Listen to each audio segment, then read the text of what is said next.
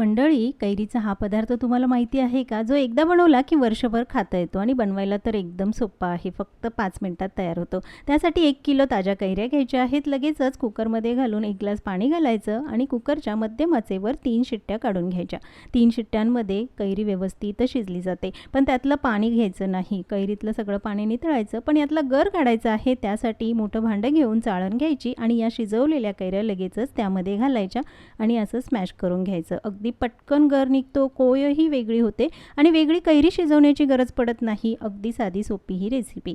आता हा जो गर आहे तो 2 कप झाला. त्यामध्ये 1 कप पिठी साखर घालायची. पिठी साखरऐवजी साधी जर साखर वापरली तर मात्र त्याचा पाक होईल, म्हणून शक्यतो पिठी साखरच वापरा. 1 चमचा चाट मसाला घातला आहे. तुम्हाला हवं तर लाल तिखटसुद्धा घालू शकता. हे मिश्रण तयार झालं. ताटाला थोडंसं तेल किंवा तुपाने ग्रीस करून घ्यायचं आणि तयार केलेलं हे मिश्रण लगेचच त्यामध्ये घालायचं आणि मस्त असं पातळसर पसरवून घ्यायचं. मिश्रण फार जाडसर ठेवायचं नाही, थोडंसं पातळसरच करायचं. जाडसर ठेवलं तर सुकायला जास्त वेळ लागेल. आता हे आपल्याला 1 दिवस पंख्याच्या हवेखाली किंवा लगेचच उन्हामध्ये सुद्धा सुकवू शकता.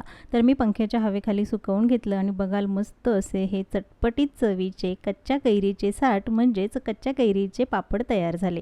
याचे असे कट करून घ्यायचे. हव्या त्या आकारामध्ये रोल बनवा आणि चटपटीत असा हा पदार्थ लहान मुलांपासून मोठ्यांपर्यंत सगळ्यांच्या आवडीचा चटपटीत असा हा कच्च्या कैरीचा पदार्थ एकदा बनवा आणि वर्षभर खा. पण खाण्याआधी त्यावर थोडासा चाट मसाला घाला आणि मग खा. मजा येईल.